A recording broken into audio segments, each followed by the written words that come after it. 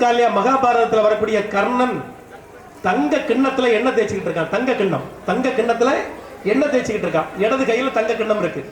ஒரு பையன் வந்து, ஐயா என்ன நீங்க படிக்க வைப்பீங்களா அப்படின்னு கேட்டான்.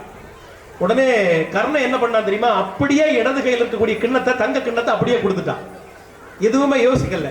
உடனே பக்கத்துல இருந்த பெரியவர் கேட்டாரு, தம்பி இடது கையினால தர்மம் கொடுக்கறது தப்பு இல்லையாப்பா, இப்படி பண்ணிட்டீங்களே அப்படின்னாரு. உடனே கர்ணன் சொன்னா, ஐயா இடது கையில் இருந்து தங்க கிண்ணத்தை வலது கைக்கு மாற்றக்கூடிய அந்த இடைப்பட்ட நேரத்துல என் மனசு மாறிட்டுனா, மனம் குரங்கு தானே, மனசு மாறிட்டுனா கொடுக்க முடியாம போயிருமே, அதனாலதான் அப்படி செய்த அப்படின்னு சொன்னான்.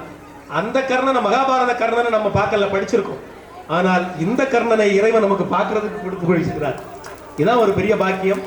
அந்த அடிப்படையில் ரொம்ப எளிமையாக பழகக்கூடிய மிகச்சிறந்த ஒரு மனிதன் நம்ம இன்னைக்கு நம்முடைய காலகட்டத்தில் பார்க்கறதே மிகப்பெரிய கொடுப்பனை. இன்னும் நிறைய செய்யறதுக்கு காத்திருக்கிறார்.